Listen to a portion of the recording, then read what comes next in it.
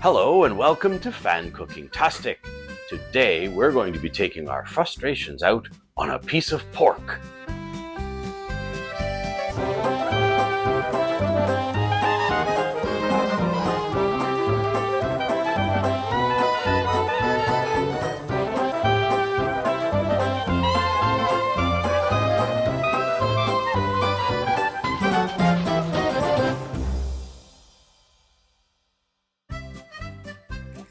Hello, I am Hans the Meat Hammer, and today I am going to be flattening a piece of pork. For today's episode, for Schnitzel, we're going to need about a half pound to a pound of pork tenderloin, some flour to make our batter, some ever so useful garlic powder, 2 large eggs that we're going to beat the heck out of, some dried and flaked parsley, salt and pepper, the Table Twins Italian-style breadcrumbs, frozen corn, we're going to boil, perogies, and to cook it all in canola oil.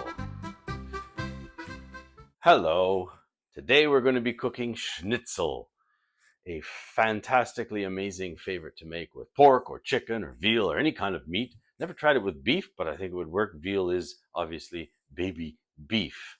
But today we're going to be using pork. We're using pork tenderloin.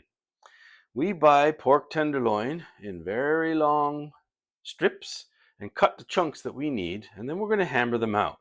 And we're going to hammer these things out to get our frustrations out from the end of the week. But first, I want to talk a little bit about Schnitzel, because I think there's a bit of a misconception. Schnitzel, everybody seems to think, came from Germany, but not so. Legends have it that it actually came from Israel, using turkey or chicken to keep it kosher. And they would bread this meat and fry it, and that would be served with any kinds of sides, like vegetables, for example, and potato even. And that migrated as people moved from Israel into Europe and hit Italy and hit Austria. And there was some legend actually of a certain soldier that came to Italy, back to Austria when wartime was over, and brought with him the recipe of Schnitzel. That then made its way into Germany, and thus became all these different variations of Schnitzel. Wiener Schnitzel, for example, is German for veal Schnitzel. So today we're making pork Schnitzel, but we're going to hammer our own out. And to do that, there's a few tricks. First, you need your handy-dandy cutting board, but you're not going to do the meat right on the cutting board. You are going to use saran wrap. And if you're watching this from England, cling film. So we just grab some, lay it out on top of our board, and we're going to put our pork in it and then fold it over, and we're going to hammer the daylights out of it. So these are nice little pork tenderloin bits. As I say, we buy the entire vac pack. It's the cheapest way to buy it, and then you can cut them into any size you need. This also is very good, by the way, on the barbecue. So we're going to cover this up. We're going to hammer this out. I'm going to show you how thin these things get, because then we're going to bread it. This handy-dandy tool looks like it could bludgeon someone really well, too, I suppose. Maybe keep one in your car in case you need it. But this side is very sharp. It's got all kinds of teeth on it. Here, we'll see close up. It's got all kinds of teeth. We're not going to use that side. That pummels the daylights out of very tough meat. We're going to use this side, the flat side, to hammer down this pork. And you literally start hammering it down. Hammer it out flat. Don't be afraid to put some oomph into it. And then when you think it's thin enough, slow down. Otherwise, you'll blow this thing out to bits.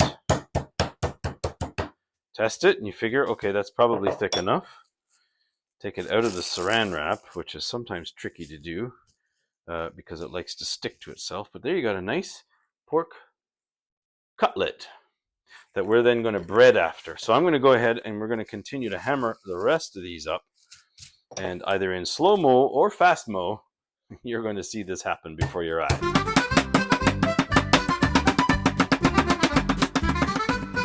Some of that came through the saran wrap.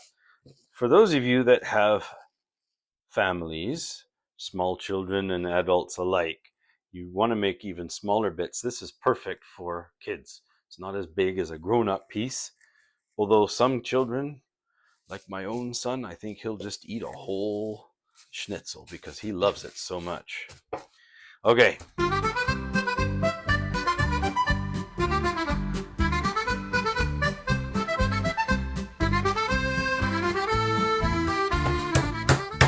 You couldn't possibly make this if everybody's sleeping. So make it in the middle of the day. If you can.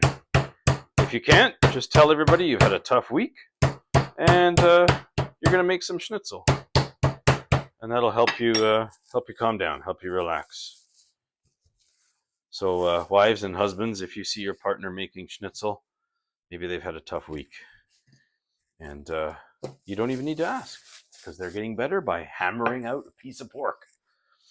Okay, so that part is ready. And then we'll put this over here for cleanup for later. There we go. I'm going to give my hands a wash. So we're going to lay out the schnitzels on it when we make it. So we don't cook it just like this. We've got to add something extremely, incredibly yummy to it, and that's going to be a batter. And here's how we build it. Something to remember. Dry, wet, dry. This is the dipping sequence. So we're going to have a dry thing here, we're going to have a wet thing here, and a dry thing over here. So what are these things that we're talking about? Well, flour to begin with. So we're going to put some flour. You know what? Just so the upper camera can see it better. There. Okay. So we're going to put some flour in here, in this pan here.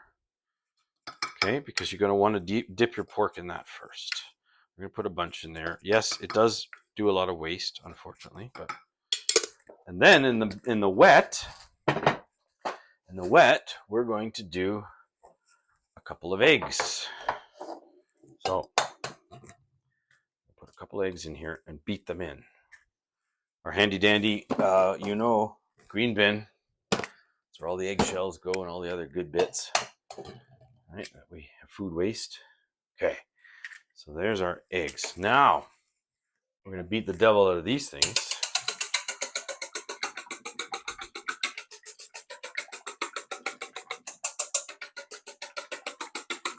Only 2 eggs. You're not soaking the thing in egg. You just want to give it another coating because the object is the meat's wet.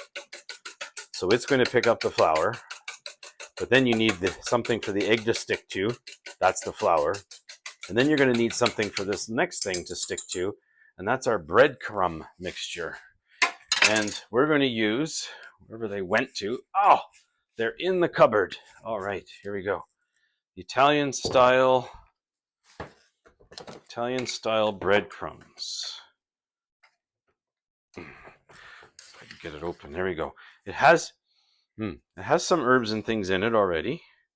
Just coat the entire bottom of your pie dish. You're going to want to add a bit more. Don't add everything that you're going to need. But then I added another couple little things. I added a little bit of extra parsley flakes. They add some flavor and some look, really. And then I add a bit of garlic powder. We've used that a lot in this series. It's quick and easy. You don't have to worry about cutting up the garlic. And then I'm just going to get a fork. I just quickly sort of toss that around. Oh, I know what we're going to need. The table twins. Salt and pepper. I'm going to add a bit of salt to this because there's never any salt in the breadcrumbs. Well, I shouldn't say that there aren't any. Let me check here. Let's see. Did they put any in? Oh, no. A lot of other stuff, though. Some of it unpronounceable, so don't worry. You can always make your own breadcrumbs. That takes a bit more time, of course, but maybe one day we'll do that. We'll see. All right, toss this all around. Breadcrumbs, hello. There we go. So now we have our dry, our wet, and our dry, and then we put the cutlet here when it's done through this whole process. So let's get that ready. We'll keep the breadcrumbs off to the side in case we need some. You take this one's still a little bit thick, that's okay. Get it in the flour, coat it in the flour, rush some over if you want, and then just give it a little shake off. Okay, put it into the egg. You want to wash off the flour, and then put it in your breadcrumbs. Try not to touch the breadcrumbs if you can help it. Although I can't help it, so I'm going to put some extra. Give it a little shake off, and there you have a cutlet. Nice and easy. Super, super easy. Yes, your fingers are going to get gooky, so you're going to try to be careful. Here's a little tidbit. we're gonna bread this little tiny one here. Okay. From time to time, you're going to probably want to rinse your fingers off because you're going to get all the stuff caked up on there. Grab a paper towel. Keep your hands as dry as you possibly can.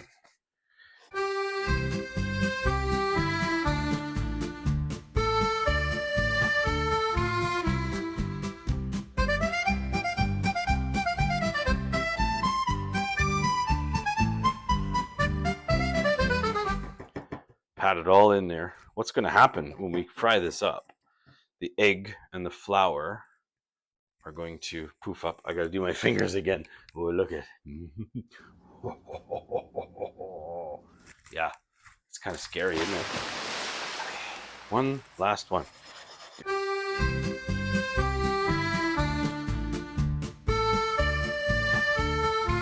So there we go. We're done. We're done with our dry, wet, dry. Our cutlets are ready. This is screaming along here. So here's the trick. The trickety trick. We've got oil. Yes, we do. We have oil. Canola oil, from what I understand, is one of the best oils to use. And so we're going to do that. We're going to fry the oil in there. But first, because something to remember now. So with this, you can really kill it. This is already dead, so don't worry. It is already killed. But you know what I mean. You can desecrate this pretty quickly by frying it too much. And then it's like eating a rock hard, chiseled out slab of granite. Not good. I'm going to put these spices back. Oh, hello, covered cam. I'm going to put the breadcrumbs back in. All right, so for canola oil, we got to get it good and hot. And so we're going to pour it into our handy dandy frying pan over here. A good amount. We're probably adding about a quarter's depth of the frying pan. Almost a third. And hello again. We've got to put our oil away back in our cupboard. There we are. Excellent. And we'll put the. Okay, see you later, camera. Okay, this is ready. Another thing we're going to be doing is we're going to be boiling water. As you can see here, a beautiful, beautiful pot of water.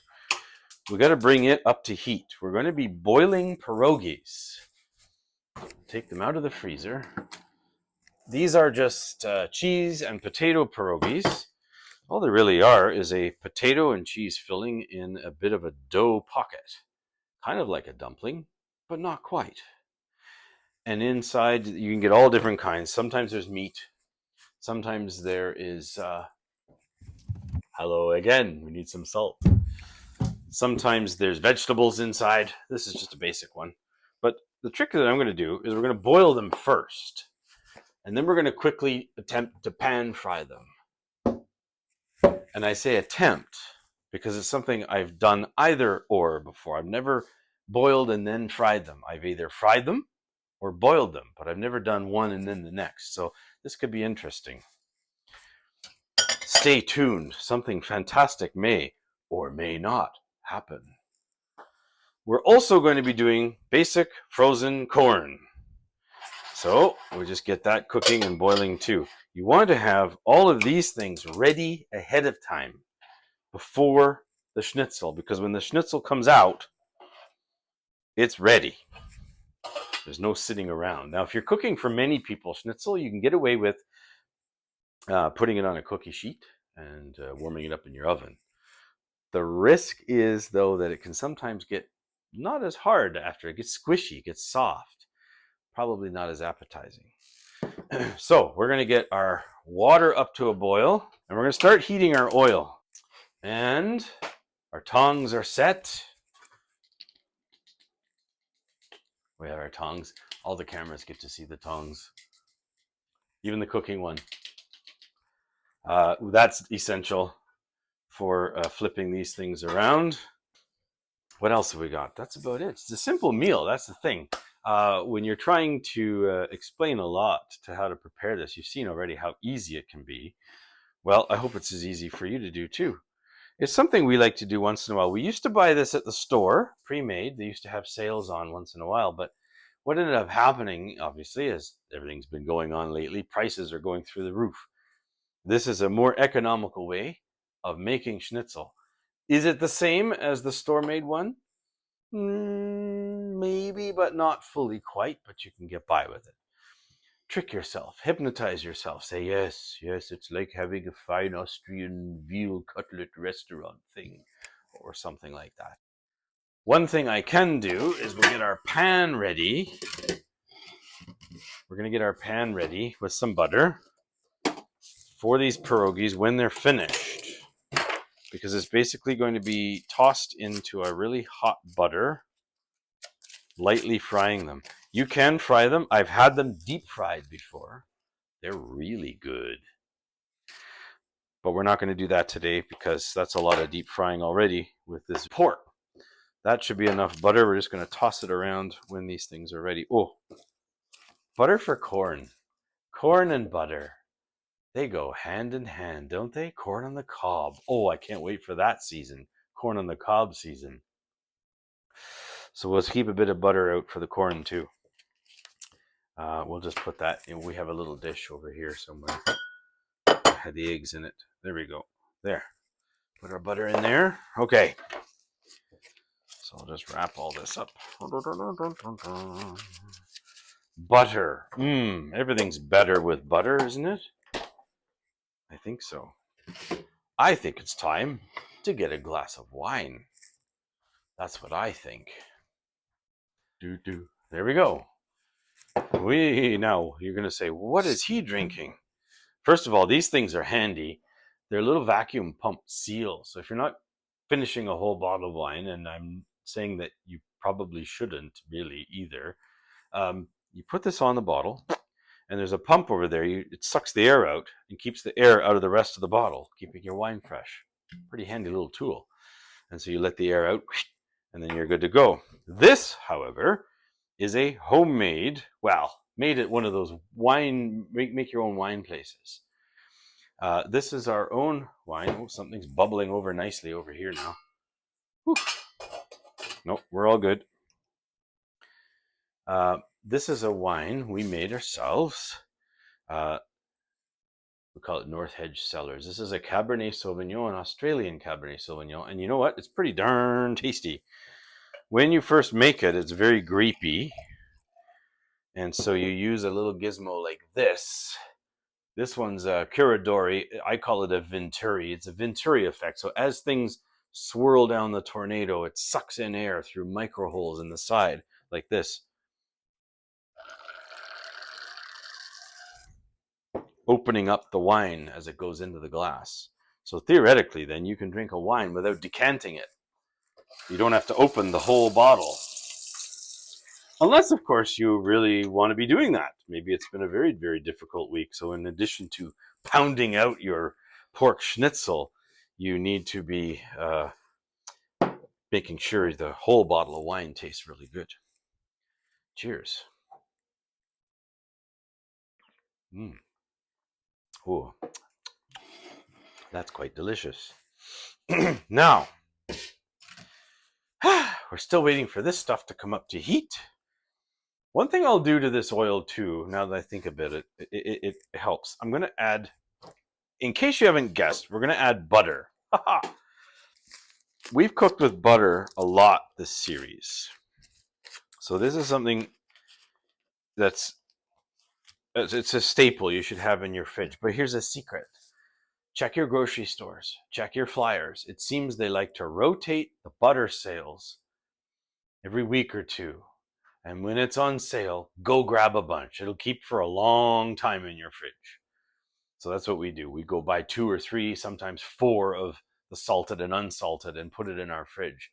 Because otherwise it's $6 or $7, sometimes 8 per block of butter. Pound of butter, I guess they call it. We buy this here. It is a 454 grams of butter. It costs, upwards of almost $8 regular price. Well, sometimes you get this on sale for almost half. So what I'm going to do is we're going to put a bit of that, just a bit, not a lot, into our oil when we're ready. But then you got to be ready to cook it right away because that butter is literally going to fry. Fried butter. That's weird. Okay. Oh, we have achieving boil on the corn. Yes. Excellent. How about this pot? Oh, we're getting there. What's it they say? A watched kettle never boils. A watched pot maybe never boils either. Frozen corn is fantastic. Once this frozen corn boils, just let it cook a little bit more for about 1 or 2 minutes and then turn it right off and just let it sit in the hot water. It's not going to overcook that way and it'll still be nice and crunchy. If you cook corn too long, it is tough. Like cattle corn. Other episode where we do beef schnitzel.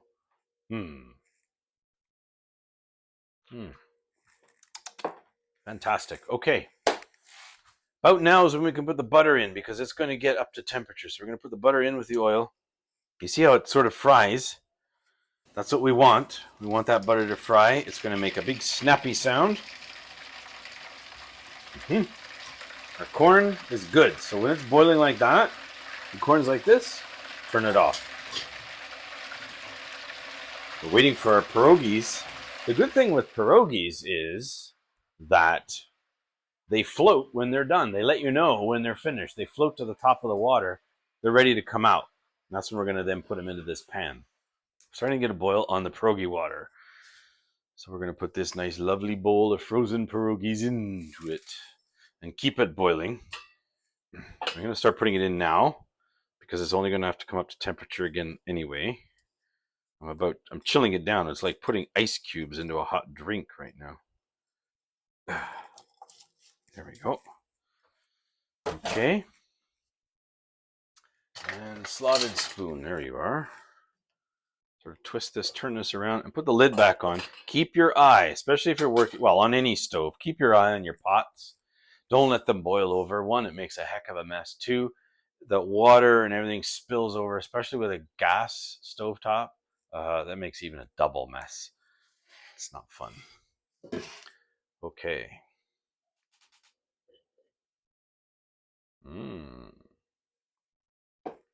Tasty. This is another one of those kinds of recipes and episodes where you're waiting. You could have all your stuff ready. I suppose we could have had the oil heated ahead of time and the pierogies boiling, but I wanted to show you the pierogi process. We're going to boil them first and then fry them after. It's one of those episodes where you sort of sit back, relax, and wait for things to happen. I hear birds.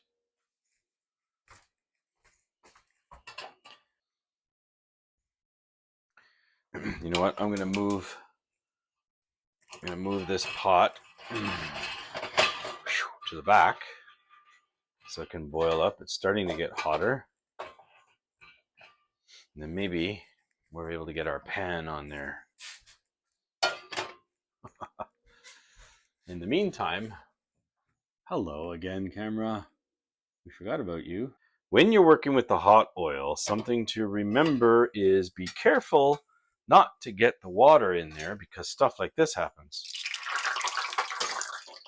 That's a way of telling the oil's ready. However, you don't want to be carelessly opening a lid full of steam and have it spray into your hot oil. That would be painful, I would imagine. Okay. I'm still hesitant to put the schnitzel in because I know how fast it's going to cook. It's going to be literally about 2 minutes, maybe 3 at most per side. So we're just going to have a waiting game. It's basically the weekend, so grab yourself a beverage and let's have a cheers and wait for our rest of our dinner to cook.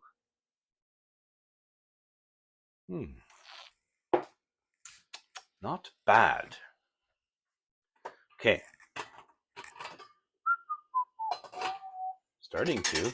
One of them's starting to float. See, he's almost ready. But you want to get this up to a bit of a boil first. You want to cook the insides before we toss it here into the butter. Because it's literally going to be that. It's going to be more of a tossing through the hot butter so that they're ready to go onto the plate. There. 1 plate, 2 plate. We need a 3rd plate. There we go. 3rd plate. This will be our plate of display. See? It's empty. Okay. Oh, I'm seeing some steam, some serious steam. Yes. See how they're floating up? So you give them a little stir. Let them cook for about another 1 or 2 minutes. I want to make sure they get cooked on the inside. It's kind of like cooking dumplings. It's the same way. Dumplings rise to the top when they're ready. So I'm going to get our pan ready. Our oil's ready. Our pierogies almost ready. So here we go. The grand moment. The grand moment of putting in the schnitzel. So here we go. It's going to be loud and proud. Here we are. Woo-hoo. That's what you want. A nice fry up. I need my magic tongs because I got to make room. Oh, it's made room on its own. Excellent. For this 4th one. And then our little guy right in the middle. Oh, there we are. Excellent. I'm going to give this plate a quick rinse off. You don't want to burn anything. Sort of like how this pot's now boiling over. So we take the lid off of it. Remember what I said about boiling over pots? Well, there was a good example. Okay. So these are basically ready. So I'm going to turn off that rear burner. And you see how fast this is cooked already on the one side. We're going to turn it over. We're going to flip it over. And it's going to be done in a matter of minutes here. There we go. So that is our cue to get these out and in to our fry pan. Sort of drip them. Use a slotted spoon. You're going to get a bit of liquid in there. That's okay. This is our handy dandy no stick pan. And then I'm just going to sort of fry them up on this side for a minute or 2. That is a good fry up.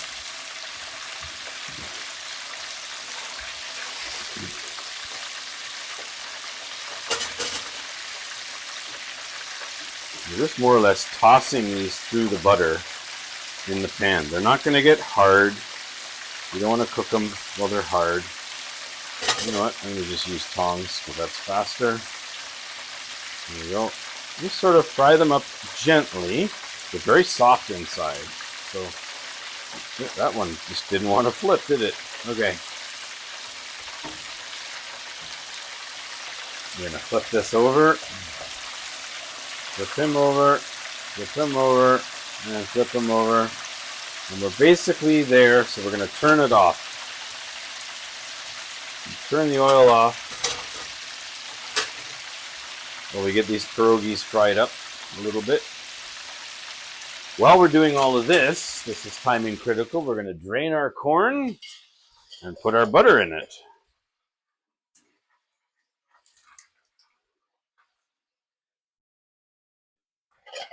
Try not to lose too much corn down the sink. There.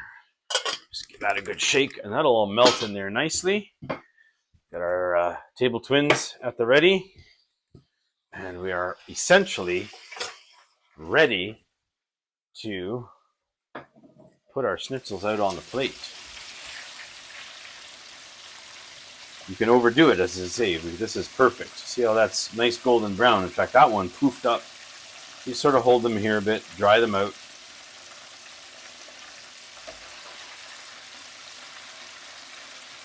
Let all the oil come out.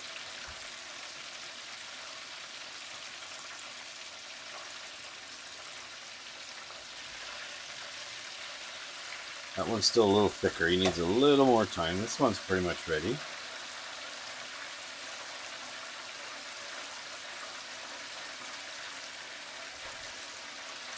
There we go.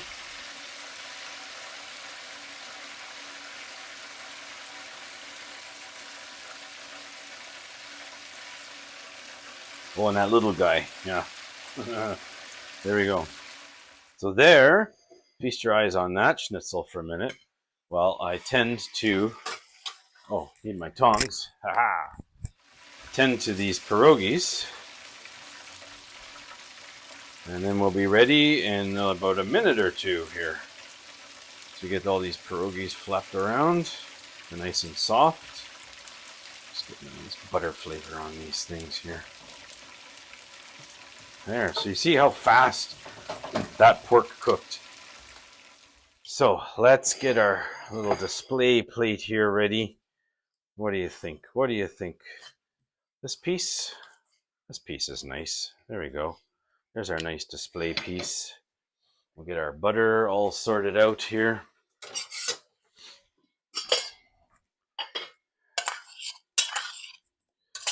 Actually, I know what we're going to do.